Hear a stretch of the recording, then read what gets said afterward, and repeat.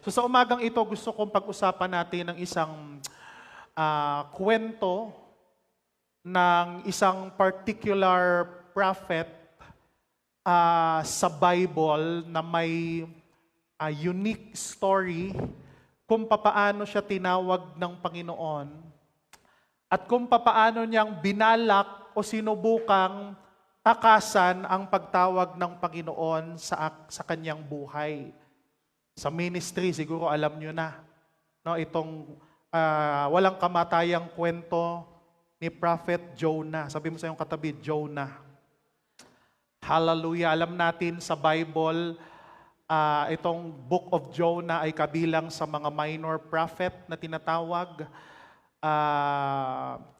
Pag sinabi nating minor prophet, meron niyang 12 books. Kaya tinawag na minor prophet, hindi ibig sabihin na mas mahinang prophet, kung hindi dahil mas maiikling book. Baga hindi madadaming page yung mga book na yan, kaya nalagay sa category ng minor prophet. Amen?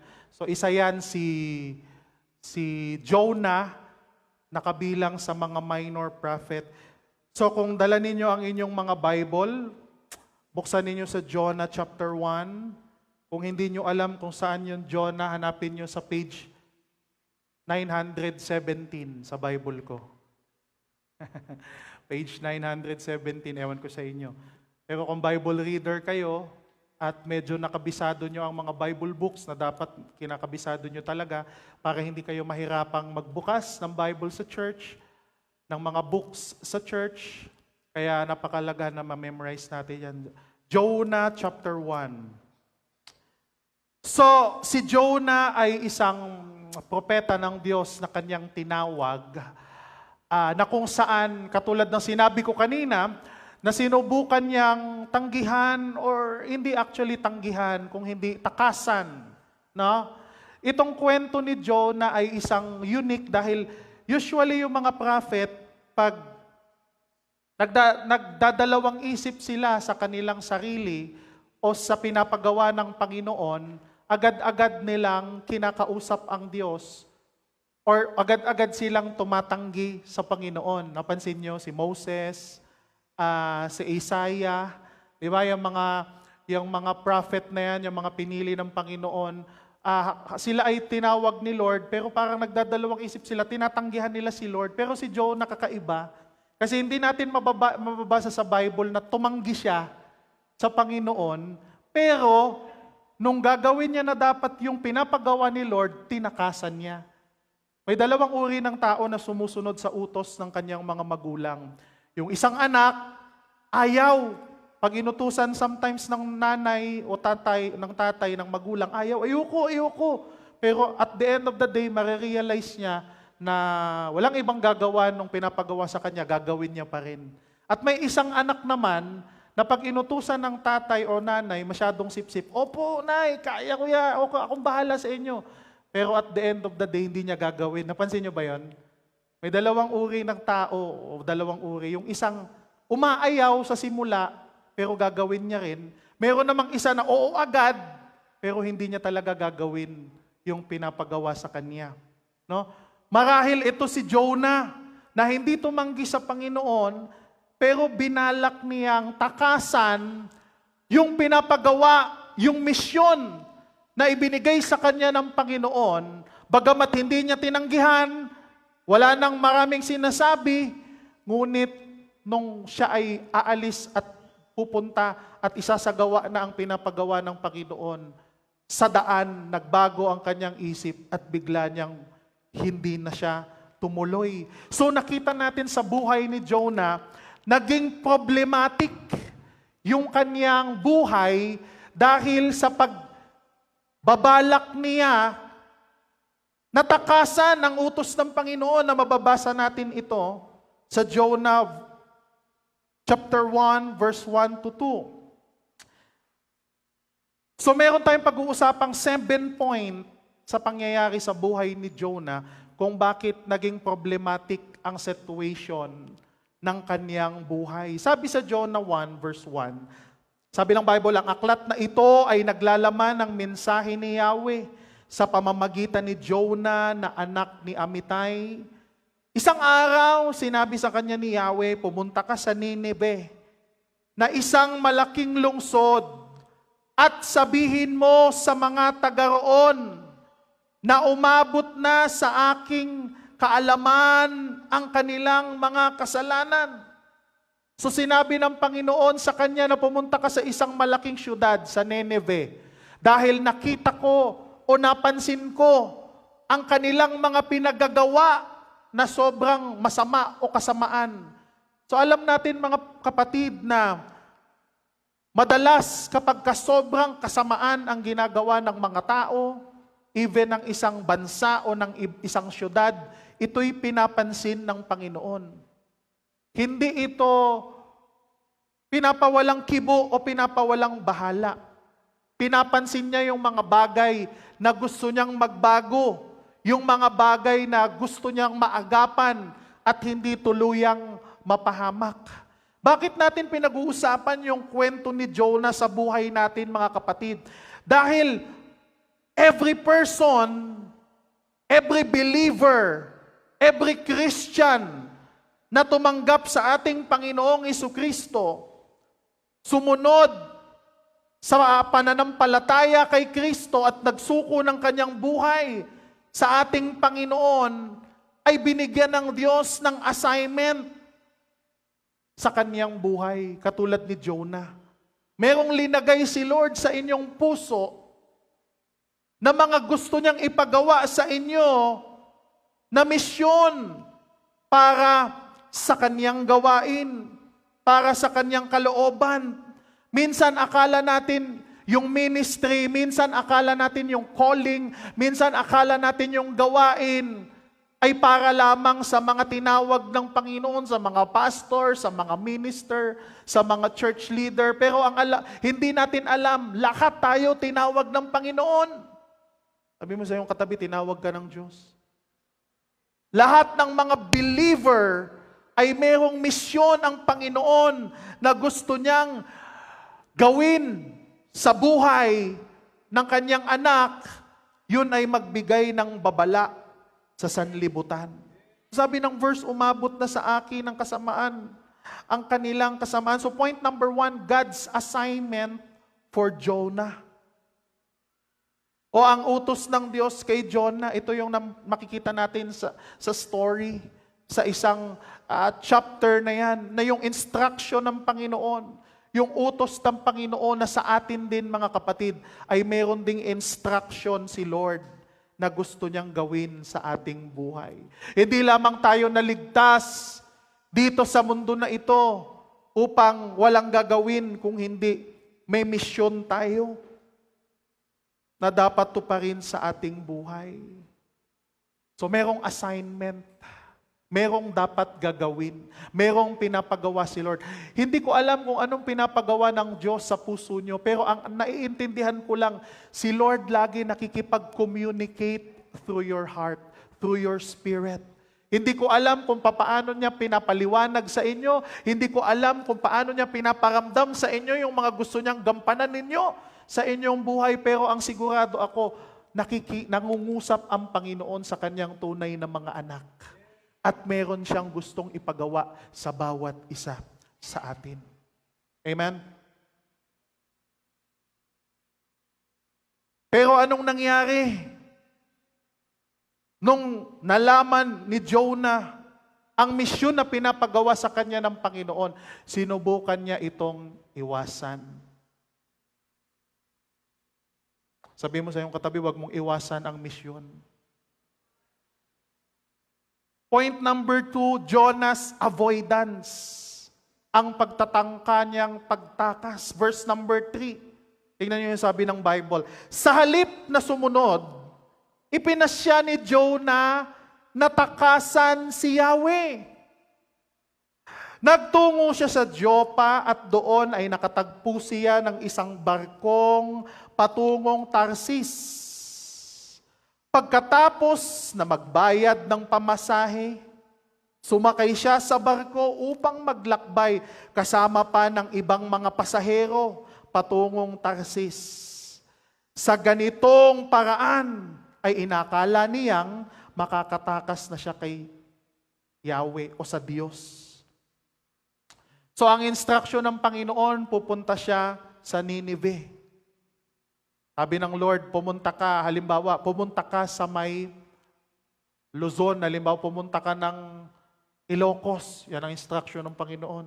Pagsabihan mo ang mga tao doon. Pero nung papunta na si Jonah sa sakayan ng mga pampasaherong sasakyan o ng barko o ng bangka, nagbago yung kanyang isip. Imbis na papunta siyang north, pumunta siyang south, pumunta na siyang Mindanao. Ha? Sa liwa, kung dito yung instruction, doon siya pumunta. May mga tao talagang kuminsan sa liwa yung direksyon. Ito yung katuwiran, dito talaga yung dadaan. Sa liko, sa baku-bako. Dito yung kaligtasan, doon talaga sa kapahamakan dadaan. Diba? Si Jonah, instead na pupunta siya sa Nineveh, pumunta siya papuntang Tarsis. At sabi ng Bible, sa ganitong paraan, inaakala niya na malayo na siya sa assignment ng Panginoon para sa kanya. Bumiyahe siya ng malayo, ilang milya ang layo mula sa pinapapuntahan sa kanya ng Panginoon. Yung iba sa atin, pag naramdaman nilang tinawag, may pinapagawa si Lord sa kanila, gumagawa sila ng excuses at gumagawa ng ibang bagay. Pinagkakaabalahan nila yung kanilang sarili. Kunwari, Lord, busy ako, wala akong time sa pinapagawa mo. Lord, ito yung mission ko. Panginoon, ito yung priority ko, ito yung pamilya ko, ito yung work ko, ito yung business ko. Maraming mga ginagawa na pinapakita na hindi sila o wala silang panahon sa gawain na inatang sa kanila ng Panginoon.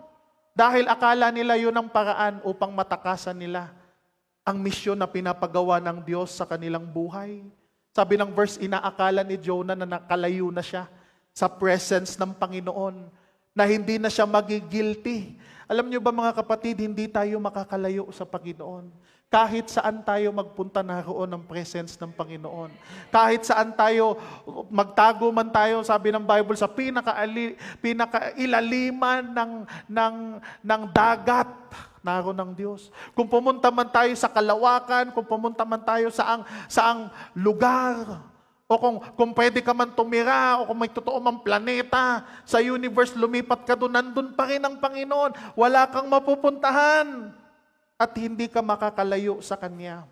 At kung ikaw ay tinawag ng Panginoon, hindi ka makakaiwas sa pagtawag ng Diyos. Tingnan niyo yung sabi ng Romans 11 verse 29. Sabi sa English, sa NIV, for God's gift and His call are irrevocable. Sa New Living Translation, for God's gift and His call can never be withdraw. Sa Tagalog, sapagkat hindi nagbabago ang isip ng Diyos tungkol sa Kanyang mga kaloob at pagkatawag. Anong sabi dyan? Hindi pwedeng bawiin ni Lord. Pag may binigay siyang mission sa iyo, hindi niya yun naalisin hanggat hindi mo magagawa para sa Kanya. Pwede mong iwasan, pero hindi ka matatahimik sa buhay mo. Hindi pwedeng magbago. Pwedeng hindi mo gawin yung inuutos sa iyo ni Lord hanggang mamatay ka. Pero at the end of the day, yung mission mo, kahit ilang taon ka na, kahit nasa bingit ka na ng kamatayan, pwede mo pa rin gawin. In other words, hindi mawawala sa iyo. Pag determined si Lord na yun ang gusto niyang ipagawa sa iyo, hindi mo matatakasan yun.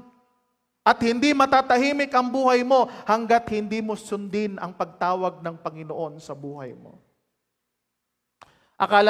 Yan ang gustong ipakita o iparamdam sa atin ng kaaway na paramdam sa atin na hindi tayo karapat-dapat, it's because nagkasala tayo, nabigo tayo, nadapa tayo, nagkamali tayo ng desisyon, yung mga plano na ating ginagawa, may kahinaan tayo, may shortcomings tayo. Yun yung gustong idiin sa atin ng ating kaaway na hindi tayo karapat-dapat. Pero ito ang tatandaan natin, sabi ng Romans 11 verse 29, hindi nagbabago Kaya pag may linagay si Lord na misyon sa puso mo, hindi aalisin ni Lord yan. Nandyan pa rin yan. At laging naghahantay si Lord kung kailan ka susunod sa Kanya. Hindi ka matatahimik, kapatid. Hindi mo matatakasan ng Diyos. Hallelujah. So nag-aakala si Jonah na matatakasan niya ang Panginoon. Sa verse 3, sumakay siya sa barko upang maglakbay kasama ng ibang mga pasahero patungong Tarsis. So sa ganitong paraan, inakala niyang makakatakas siya kay Yahweh. So in-avoid niya yung ministry. Akala niya makaka-escape siya sa Panginoon. Pero kahit saan ka magpunta, kahit sa mga ginagawa mo, ano yung ginagawa, ano yung pinapanood mo, ano yung binabasa mo, ano yung pinapakinggan mong music, nandyan palagi ang Panginoon. O ikaw ay pumapasok sa mga lugar na hindi mo dapat pasukin, sa mga lugar na madidilim, sa mga lugar na ang mukha ng mga kababaihan ay punong-puno ng mga kolorete. Diba? Yung mga lugar na paggabi ang sigla-sigla. Maraming mga alak, maraming mga bisyo at kung ano-ano pa. Kahit pumasok ka sa lugar na yan, nandyan si Lord nakatingin sa'yo. Hindi mo matatakasan ng Panginoon. Ano man ang iyong ginagawa, kahit gaano kadilim ang kwarto, kahit walang nakakakita sa'yo, akala mo, pero nandyan ang Panginoon. Kahit saan ka magpunta. Point number 3. Dahil sa ginawang ito ni Jonah, anong ginawa ng Panginoon? God's first action. Unang aksyon na mababasa natin na ginawa ni Lord. Sa pagtanggi, sa pagtakas ni Jonah. Sa ministry na pinapagawa sa kanya ng Panginoon. Ano ang unang aksyon? Verse 4.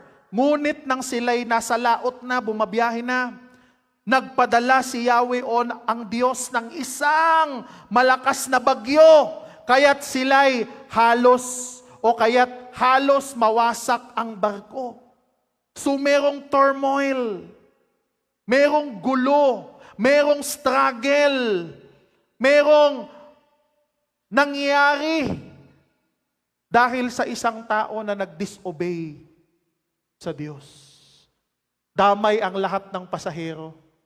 Nakakatakot pala kung minsan pagkasama mo nag-disobey sa Panginoon. Sabi mo sa iyong katabi, huwag ka mag-disobey. Nakakatakot. Kung member ka ng family, na isang member ng family mo, nag-disobey sa Panginoon, madadamay kayo.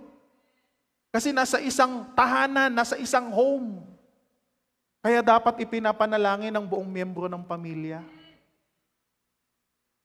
Napakahirap nung isang pamilya na ang Christian lang, nanay lang, ang Christian lang, anak lang. Diba, ang Christian, ikaw lang, yung ibang mga wala. Napakagulo, walang katahimikan. At kung minsan pati yung puot ng Diyos nadadamay ka dahil sa mga tao na nag-disobey sa Panginoon. Dahil ang Diyos ay gumawa ng instruction at hindi niya sinunod, tinakasan niya. At ikaw, na kasamang pasahero sa barko ay nadadamay din. Di po ba? So sabi ng verse, halos mawasak ang barko. Minsan, masyado nating sinisisi ang ating kaaway. Pag dumadanas tayo ng turmoil, ng mga sakitan sa buhay. Pero kung minsan hindi natin alam, palo pala yun ng Diyos. Correction pala yun ng Diyos. Kaya minsan pag may lumalapit sa akin, Pastor, may problema ako, ganito.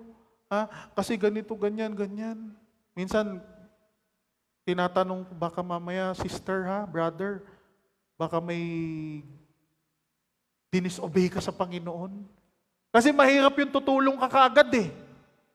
Yung tatalon ka kaagad, di mo alam yung nangyari. Ganun ba? O sige. Tutulungan kita agad. Kasi kahit anong tulong mo sa tao na dinidisiplina ng Diyos, walang mangyayari. Amen? Hindi mo naman pwedeng banggain yun, kahit pastor ka, kahit magulang ka, kahit anak ka. So pag may turmoil sa buhay ng tao, pag may struggle sa buhay ng tao, tanungin mo kagad, baka may disobedience ka. Baka may nagawa ka sa Panginoon na ikaw lang ang nakakaalam at ikaw lang ang makakaayos niyan sa Kanya. Kaya kung minsan sabihin, pagka nagtapat sila sa inyo, ganito po kasi, ganyan, ganyan. Tapos pag nalaman natin, ay, may nagawa ka sa Panginoon. Kapatid, kayo ang mag-usap ng Diyos. Di ba? Kung minsan kailangan makita natin, kasi dito yung mga pasahero na damay. Alam niyo yung mga minsan, mga members na pasaway, minsan nadidisiplina ng church, nadadamay pati yung family. Yung mga bagay na hindi dapat ginagawa, na nadadadapa, may discipline ang church. Napakahirap kung minsan sa pamilya, kasi minsan, ang bigat, nadadamay pati yung ibang member ng pamilya na wala namang kinalaman sa pinagagawa ng taong iyon. Pero yan ang reality. Kaya nga mga kapatid, nagkagulo nung may disobedience sa Panginoon. Nung may umiwas, nung may umayaw sa pinapagawa, tumakas sa misyong pinapagawa ng Panginoon, nadamay ang mga taong nakapaligid sa Kanya. So point number 4, yung mga sailor, the sailors attempt to assist Him. Yung mga sailor, sinubukan nila, yung mga kasama niya sa barko, na i-assist, tulungan kung anong nangyari. Ba't nagkakaganon? Hindi nila maintindihan, ba't biglang ang ganda-ganda naman ng panahon bago sila maglayag. Alam nilang walang parating na bagyo. Alam nila, kabisado na nila yung panahon, kabisado na nila yung mga araw. Pero bakit nung nasa laot na sila, bigla na lang? Alam niyo yung okay yung lahat. Okay na okay yung lahat, ina-expect mo mangyayari yung mga gusto mong mangyari at biglang may nangyari na hindi mo inaasahan. Ako, minsan mag-isip-isip kayo, sino ba dito, ha? Mga kapatid, sino ba sa atin yung ano? Baka hingi mo na ng tawad sa Panginoon. Kasi kahit anong prayer ang gawin mo, kung merong tao doon na inaano ng Panginoon, binibigyan ng lesson, dinidisiplina ng Diyos, ay kahit anong prayer ang gawin natin, walang magbabago. Sabi ng verse 5 to 11, dahil dito labis na natakot ang mga tripulante, kaya silang lahat ay humingi ng tulong sa kani-kanilang Diyos. Tingnan nyo, prayer na sila kung kani-kaninong Diyos na kilala nila. Si Santo Tomas, kung sino-sino na yun. Sino pa yun? Sino pa yung mga tinatawag nila? Diba? Kung sino-sinong mga Diyos. Kahit mag-pray ka, walang mangyayari kung ang Diyos mismo ang nagpadala ng kaguluhan, nung nagpadala ng kasakitan na iyon o paghihirap na iyon. Anong ginawa ng mga kasama ni Jonah? Hinulog nila sa dagat ang mga kargamento para gumaan ang sasakyan. Frustrated na sila. Yung mga bagay na mahalaga sa kanila, inano na nila, ha? Sige, tanggalin na to, sige, ano na yan, i-let go na yan, ha? Kasi ito yata ang dahilan, ito yata ang dahilan, ito yata ang dahilan. Hindi nila ma-explain kung anong gagawin, kung desperado. Alam niyo yung mga taong malapit ng mapahamak, desperado. Ha? Yung tao na parang malulunod na ang barko, tapos hindi siya marunong lumangoy, tapos wala siyang salbabida. Nako, desperado na yan. Anxious na yan. Ano na yan? Grabe. Wala nang matinong naisip yan. Kaya ano nangyari sa kanila? Tapon, hulog na lang ng hulog. Ilan kaya doon yung mga mahalagang kargamento, mga kayamanan na nasayang? Alam niyo minsan, napakaraming effort na ginagawa ng tao para mapabuti yung kanyang relasyon sa Panginoon, mapabuti yung kanyang kalagayan sa Panginoon. Ang dami niyang ine-invest, ang dami niyang binibigay. Pero at the end of the day, hindi yun yung problema. Yung problema, may misyon ng Panginoon na gustong ipagawa at hindi niya ginagawa sa buhay niya. Andyan pa ba kayo mga kapatid? Inihulog nilang lahat, sabi ng Bible. Lahat upang gumaan. Ano ang kaya mong ibigay? Ano ang kaya mong i-offer para gumaan? Ano ang kaya mong ibayad para gumaan yung nararamdaman mo? Pero hindi ito naging solusyon. Sabi ng verse, samantala, patuloy tayo, si Jonas naman, o si Jonah, ay mahimbing na natutulog sa isang sulok sa ibaba ng palapag. Tingnan mo si Jonah. Yung tao na cause ng kaguluhan, deadma.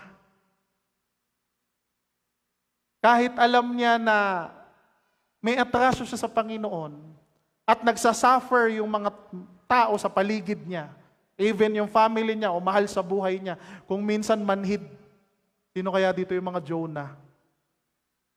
Ha? Natutulog lang. Alam mo yung pakiramdam na lahat kayo nagkakagulo na, nagsisikap para mabuhay, nagsisikap para kayo ay umasenso sa buhay. Alam niyo yun? Umasenso, trabaho, umaga, gabi, hapon, dugot pawis ang puhunan. Tapos may isang miyembro kayo ng pamilya nanonood lang lagi ng Netflix. Nasa basement, nandun lang. Chill na chill. Yung mga tao rito nagkakagulo na, mamamatay na, pero si Jonah natutulog lang, walang pakialam, tahimik lang. Nakita ng kapitan, verse 6, at ginising. Anong ginagawa mo? Anong nagawa o nagagawa mo pang matulog? Sabi sa verse 6, nakita siya ng kapitan at ginising. Ano't nagagawa mo pang matulog? Bumangon ka't manalangin sa iyong Diyos. Baka sakaling kaawaan niya tayo at iligtas sa kamatayan. Nung una pa talaga, ang dami ng kinikilalang Diyos, no? Noon, problema na talaga yan. Kaya yung mga tao, delikado pag ibang Diyos yung nakagisnan. Madaming Diyos kung minsan. Pero anong sabi? Gumising ka na. Bumangon ka na, mag-pray ka. Baka sakali, nakaawaan tayo ng Diyos mo at maligtas tayo. Kaya anong ginawa? Verse 7, nag-usap-usap ang mga tripulante. At ito yung naisip nila. Sabi nila, walang gustong umamin, lahat ginawa na natin. Tinapo na natin yung mga gamit dahil para gumaan tayo. Ganun pa rin, parang lulubog pa rin tayo. Walang pagbabago. Sabi, ano ba ito? Nag-pray na tayo sa lahat ng Diyos na kilala natin. Wala pa rin nangyari. Ano ba ito? Ano na talaga? Buti na lang nagkaroon ng discernment ang isa sa kanila. Sabi, ganito na lang. Hindi natin alam kung ano nangyari. Pagpalabunutan tayo. At yung mapipili nating pangalan, siya ang may dahilan nito. Kasi yung mga tao, alam nila, wala silang atraso eh. Wala silang ginawa. Di ba? Ano nangyari? Sabi ng verse, magpalabunutan tayo, verse 7, para malaman natin kung sino ang dahilan ng lahat ng ito. Gayon nga ang kanilang ginawa at nabunot ang pangalan ni Jonah. Tingnan nyo. Pag ikaw talaga ikaw talagang mabubunot eh. Pag ikaw ang dahilan, ikaw talaga ang mapo-point out. Ikaw talaga ang maituturo kahit anong tago mo, kahit anong tulog-tulog mo. Nagkakagulo na yung lahat, nag-struggle na yung family, ganun-ganun ka. Pero darating ang panahon, ikaw pa rin ang madjudge. Ikaw pa rin ang lalabas na may kasalanan. In other words, wala tayong maitatago pagdating ng panahon. Amen? Hahatulan ang lahat, lalabas ang lahat. Lahat ng mga baho, lahat ng mga itinatago mong sikreto sa buhay mo, lahat ng mga pinagagawa mo na ikaw lang ang nakakaalam, darating ang panahon, mahahayag. So nabunot yung pangalan ni Jonah. Verse 8, kaya't sila'y kinausap nila. Sabihin mo sa amin kung sino ka. Sabihin mo sa amin kung sino ang dapat sisihin sa nangyaring ito. Anong ginagawa mo rito? Saan ka nagaling? Taga saan ka at anong lahi mo? Nag-imbestiga na. Diba? Sa dinami-dami ng mga tao doon, pangalan niya yung nabunot eh. So nagkaroon sila ng idea na ikaw ang ano. Kasi si Jonah manhid. May mga tao talagang manhid eh. Kahit naghihirap na yung iba dahil sa kagagawa nila, wala silang paki. Hanggat hindi sila mabibisto. Yan lang, chill lang. Bahala kayo dyan. Pag nalunod tong barko, sabay-sabay tayo, damay-damay tayong lahat. Ganun yung mindset ng iba, hindi naawa sa nadadamay eh. Diba? Pansin nyo ba yun mga kapatid? Ala tayo, sabay-sabay tayong lulubog. Hindi pwedeng ako lang ang lulubog. Kung lulubog man ako, isasama ko kayo. Minsan kahit ganun eh, di ba? Kung yung iba nakakatisod na, ayaw tumigil, ano pa rin ha? Patigas pa rin. Kahit marami nang natitisod sa ginagawa niya. Ala, ano pa rin, ayaw niyang tantanan, tuloy pa rin. Manhid na, kumbaga. Kahit hindi na blessing ang ginagawa niya. Kahit nakakaano na. Marami ng taong nadi-discourage, marami ng buhay ang nasisira, marami ng napapahamak dahil sa ginagawa niya. Wala lang. Wala siyang pakialam. Katulad ni Jonah. Kaya yung mga tao na yung gumawa ng paraan. Sabi nila, sino ka ba? Ano bang ginawa mo? Taga saan ka ba? Anong lahi ka ba? Verse 9, sumagot si Jonah, ako'y isang Hebreo at sumasamba ako kay Yahweh. Ang Diyos ng kalangitan na lumikha sa dagat at ng lupa. Sinabi ni Jonas, verse 12 at verse 10, sinabi ni Jonas na tinakasan niya si Yahweh. Pagkasabi niya, anong naramdaman ng mga tao? Nakadama ng matinding takot ang mga nakarinig sa sinabi ni Jonas. Buti pa yung mga unbeliever, kinilabutan. Tingnan nyo to si Jonas kung ano, talaga, no? Buti pa yung mga unbeliever, kinilabutan pa. Pero kung minsan, kung sino pa yung nakakakilala sa tunay na Diyos, yun pa yung mga manhid. Yun pa yung mga ayaw magpaawat. Sabi ng mga tao, grabe, natakot sila, nanginig sila. Sabi nila, napakalaking kasalanan ng ginawa mo. Verse 11, lalong lumakas ang bagyo. Ibig sabihin, napatunayan talaga nilang si Jonah. Kasi nung nagkaalaman na, lalong umuga. Lalong binayo. Alam niyo yung sa dagat, mga kapatid? Sino nakaranas sa inyo ng sumasakay sa barko at pakiramdam niyo malulunod na? Dati bumiyahe kami na akala namin malulunod na kami. At yung takot, yung kaba, Lord, bahala ka na, Panginoon. Lord, sorry sa lahat. Alala ko nung high school pa ako, bumiyahe kami, may pinuntang kami. Grabe yung alon. Grabe. Nakikita nyo yun sa mga video, lalo na yung mga seaman, na pag nakaano sila ng mga, naka-timing sila ng may bagyo, nasa kalagitnaan sila, kung gaano ka nakakatakot ang pakiramdam. Kung sino man sa inyo nakaramdam na ng ganun. Lalong binabayo, lalong lumalakas ang pagsubok, ang problema, lalong lumalakas ang mga kahirapan at yung mga sitwasyon sa buhay.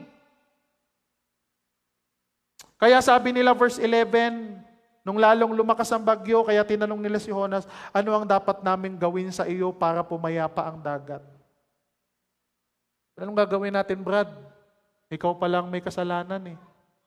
Nadadamay kami sa iyo.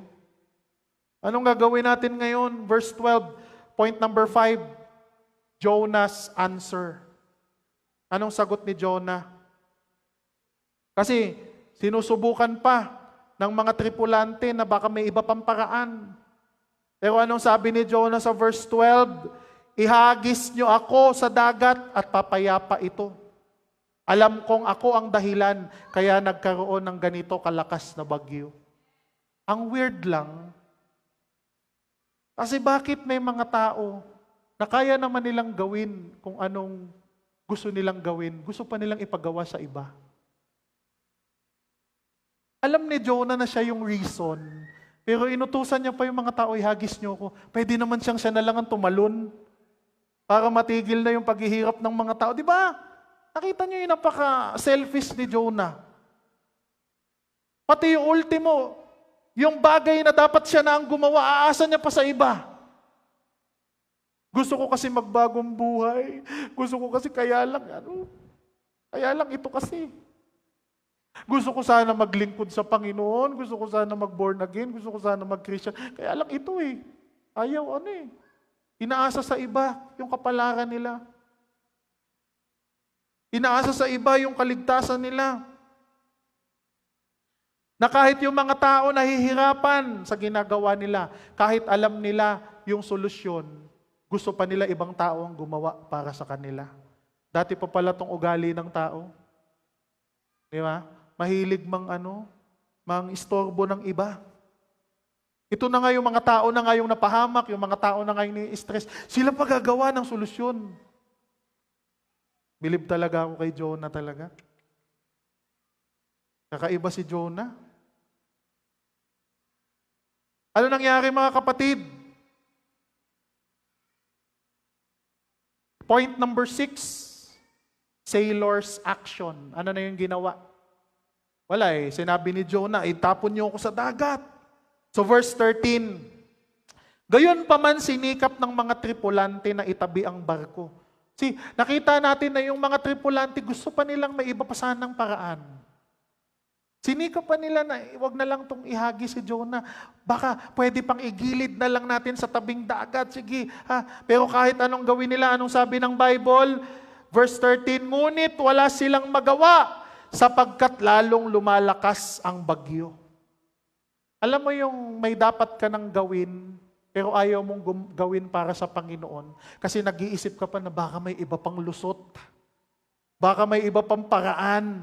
Ang mangyayari dyan, lalo lang magiging mapait ang sitwasyon na kinakaharap mo. Lalo na pag alam mo yung dapat mong gawin sa Panginoon, pero ayaw mo pa rin gawin dahil iniisip mo, baka may iba pa. Baka may ibang daan pa. Baka may ibang solusyon pa. Kasi ayokong tuparin yung kailangan kong gawin. Delikado yan. Lalong titindi ang mga papighatian, paghihirap sa buhay. Alam mo yung mga bagay na kailangan mong itapon? Huwag ka na magdalawang isip kapatid, itapon mo na yan. Yung mga bagay na hindi mo ma-let go, yung mga tao na hindi mo ma-let go, yung mga habit na hindi mo ma-let go, yung mga practices na hindi mo ma-let go. Alam nyo kung ano yung mga tinutukoy ko. Na hindi nyo mabitawan, baka pwede ko pa itong ikip. Pero alam mong yun ang dahilan na sumisira ang buhay mo. Sumisira sa buhay mo.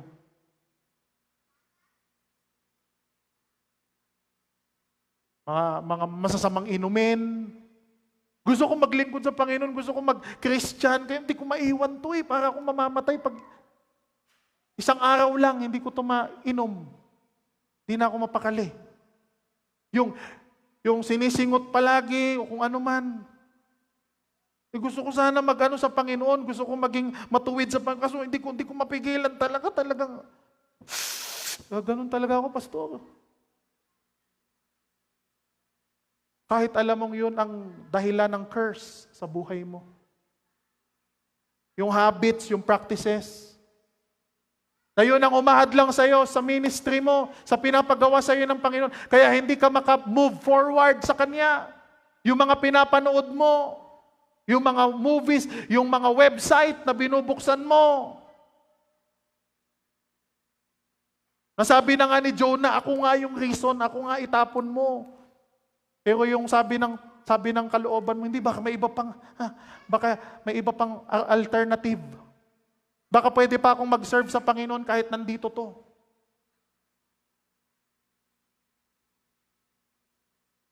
Verse 14, kaya nanalangin sila kay Yahweh.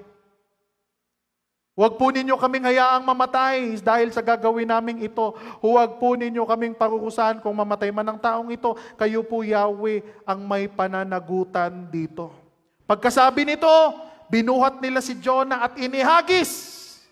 Sabi ko sa inyo, i-let go nyo, ihagis nyo agad Itapon nyo agad. Mga magazines, mga kung ano-ano. Yung mga demonic movies, demonic film, yung mga demonic na mga gustong-gusto nyong pakinggan sa sounds. Ano yun? Sa sound trip? Ano yan? Sa Spotify? O, ganun. Nakaka-effect yan. Yung mga, di ba mayroong mga kanta na inaalay sa devil? At hindi ko alam ba't yun yung nakahiligan ng iba? Yung puro mura, yung puro curse. Tapos yung ibang mahilig sa ganun, mga Christian, mga believer, mga habit. Sabi dyan, itapon, binuhat nila si Jonah at inihagis. Agad namang pumayapa ang dagat. See? Not until i-let go mo ang mga bagay na yan. Not until i-let go mo yung mga vices na yan. Not until i-let go mo yung tao na nagiging dahilan upang ikaw ay malayo sa relasyon mo sa Panginoon. Yung mga relasyon na unhealthy relationship, naapektuhan yung iyong relasyon sa Panginoon. Yung mga relasyon na sa mga unbeliever, sa mga unchristian, sa mga taong ungodly. Delikado yan sa mga born again eh. Huwag kayong papasok sa mga relasyon ng mga hindi mananampalataya. Pastor, kasi nag-ano kami, Bible study talaga yun eh. Gusto ko lang sana siyang share ng Word of God, kaso nagkainlaban kami. Umaasa ako na kung magkatuluyan kami, baka ma-born again ako po. Delikado yan. Yung iba, yung mga, kunwari evangelism, dating pala. Basta doon, nagme-memory verse kami. Okay, mga minimemorya. Anong mga pinag-aaralan. Pero once na i-let go, once na itapon, once na alisin mo yung mga tao na hindi unhealthy for your spiritual life, yung mga bagay, yung mga habits, yung mga practices, yung mga vices na naging cause ng curse sa buhay mo. Anong sabi ng Bible? Pumayapa agad ang dagat. Gusto niyong pumayapa ang buhay niyo, kapatid? Gusto niyong pumayapa ang buhay niyo, kapatid? Alisin niyo ang lahat ng dahilan ng puot ng Diyos. Yun lamang ang tanging paraan. Walang ibang option. Walang ibang choice. Hallelujah. Diyan pa ba kayo, mga kapatid? Hallelujah. Hanggang sa i-decide mo, hanggang buo ang loob mo, na isuko ang lahat, itapon sa basurahan ang lahat ng mga bagay na basura, mga garbage. Natatandaan mo, mga kapatid, walang ibang gagawa sa iyo niyan kung hindi ikaw. Gusto mo ng pagbabago, gusto mo ng change, ikaw ang gagawa niyan para sa sarili mo. Hindi yan kayang gawin ng magulang mo, ng kapatid mo, ng asawa mo. Hindi ka kayang baguhin ng mga taong yan. Ikaw ang kailangang magdesisyon sa buhay mo. At yung bagay na yon, hindi kusang mawawala yon kung hindi mo gagawa ng paraan para mawala siya. Kita mo nga si Jonah, ayaw umalis eh. O sabi pa ni Jonah, sige kung gusto nyong maligtas kayo, tapon nyo muna ako. Diba? Ganun yun eh. Hindi pwedeng kusang mawala eh. Yung kasalanan, yung mga tukso, yung mga bad habits, yung mga masasamang ginagawa, masasamang bisyo. Hindi naman pwedeng kusang mawala yun eh. Kailangan ikaw mismo ang magtanggal sa kanya. Nakuha natin, mga kapatid? It's your initiative. Decision mo yun. Pero hindi ka lugi, mga kapatid, dahil once na sinunod mo ang kalooban ng Panginoon, papayapa ang buhay mo. Meron kang peace. Amen? Anong unang maintindihan natin, mga kapatid, sa verse 15? Sabi ng verse 15, agad pumayapa ang dagat. Anong meaning nito? God has the capacity to bring peace in your life instantly. Na kaya ng Panginoong payapain kung anong dinadanas mo ngayon.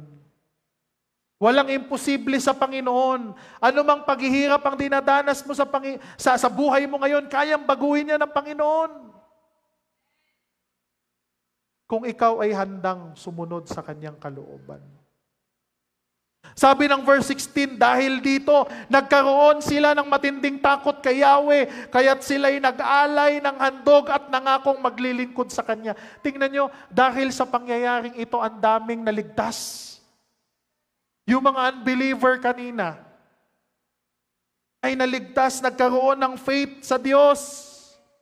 Hallelujah, palakpakan natin ang Panginoon.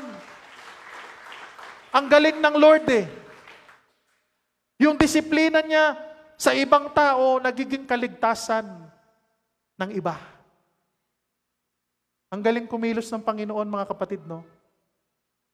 Akala natin negative, akala natin mapapahamak tayo. Eh sabi ng verse, all things work together for good for those who love Him. Lahat ng mga taong tumutupad sa Kanya, kahit dumadanas ng mga paghihirap, kalungkutan, pero at the end of the day, sila ay bibigyan ng Panginoon ng kaligtasan, mga kapatid. And lastly, God's second action. Tingnan nyo to. Wala na, tinapon na si Jonah. May lesson dito sa mga tao, sa mga unbeliever, may lesson dito kay Jonah, may lesson dito sa ating buhay ngayon. At ano nangyari, mga kapatid? Point number 7, last verse 17. Nung hinulog na si Jonah sa laot, hindi mo alam kung anong pakiramdam ni Jonah. Akala ni Jonah, tapusan ko na. Hanggang dito na lang ako dahil nagalit sa akin ang Diyos. Pero anong sabi sa verse 17? Sa utos ni Yahweh, nilamon si Jonas ng isang dambuhalang isda at siya'y nanatili doon ng 3 araw. Tinapon si Jonah pero inutusan ni Lord ang isang malaking isda upang lululin siya. Hindi nang inuya, diretso lunok. Ha? Ano kayang feeling no nasa ilalim ka ng tiyan ng isda? Ha? Tingnan nyo nga yung himala ng Panginoon, yung wonders. Galing, no? Akalain mo may mabubuhay sa ilang metro na ilalim ng dagat para ka nakasakay sa submarine. Wala pang submarine nung panahon na yun, pero si Jonah ang first sailor na sumakay ng submarine. Pero siguro hindi maganda yung pakiramdam niya sa loob, no? Siguro naramdaman ni Jonah sa tiyan ng balyena o ng malaking isda, napakadilim. Of course, wala kang makita. Napakadilim, napakabasa, malagkit o malapot yung pakiramdam. Ha? Nasa ilalim ka ba naman ng tiyan? Napakalapot siguro, sticky, uncomfortable place. Pero yun ang pinaka-safe na place kay Jonah sa pagkakataon na yun. Minsan may mga lugar, mga kapatid, na hindi tayo komportable. May mga pangyayari na hindi tayo komportable sa buhay natin na nangyayari ngayon. Pero alam mo, yan na ang pinaka-safe na lugar para sa iyo. Yan na ang pinaka-mabuti para sa iyo. Hindi ka komportable, hindi ka masaya. Nasa kadiliman ka ngayon, nasa struggle ka ngayon, nasa kahirapan ka ngayon. Pero magtiwala ka lang sa Panginoon, yan ang lugar na tamang lugar kung dapat nasaan ka. Dahil may plano pa ang Panginoon sa buhay mo. Napalakpakan natin ang Diyos. Hallelujah.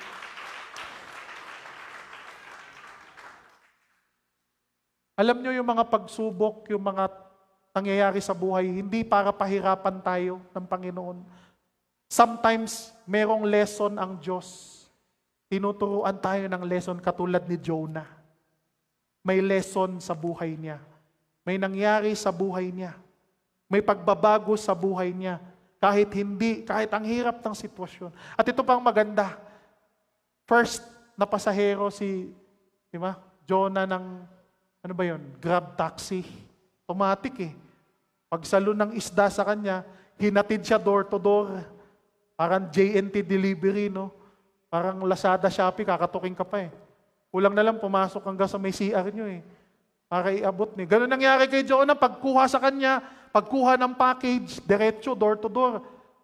Paglabas niya dun sa mismong lugar kung saan inutos siya ng Panginoon. In other words, mga kapatid, wala kang takas sa Panginoon. Kung may pinapagawa ang Diyos sa buhay mo, wala kang ibang choice kung hindi sundin ang Panginoon sa buhay mo. Sabi nga nung isang pastor na narinig ko, Mabubugbog ka lang pag tumanggi ka sa Panginoon. Pag tinawag ka ng Panginoon, pahihirapan mo lang ang iyong sarili. At hindi papayag si Lord na hindi matupad kung anong ipinapagawa niya sa iyo. Kaya sabi niya, hantayin pa ba natin na may malaking isda na lamunin tayo? Na may malaking alon, may malaking delubyo na dumating sa buhay natin. May mga tao, may mga mahal sa buhay na kailangan pang mawala sa buhay natin para ma-realize natin. At maalala natin yung assignment na pinapagawa ni Lord sa buhay natin. Amen? Kung matalino ka mga kapatid, huwag mo nang hantayin. Huwag na nating gayahin si Jonah na hindi nga tumanggi sa Panginoon, pero binalak niyang takasan ng Lord. Siguro makatanggap tayo ng calling sa Panginoon. Siguro tanungin natin si Lord, Lord, baka hindi ako deserving. Pero ito lang ang dapat nating isipin mga kapatid.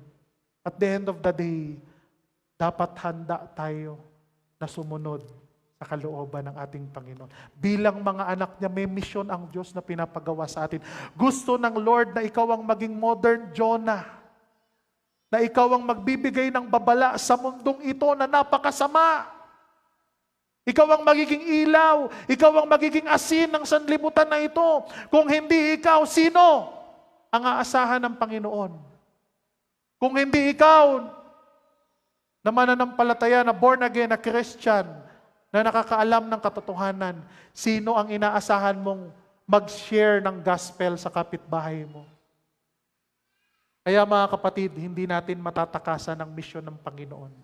At dapat ito'y tanggapin natin ng masaya sa ating kalooban. Palakpakan natin ang Panginoon. Niling ko po tayong lahat ay tumayo.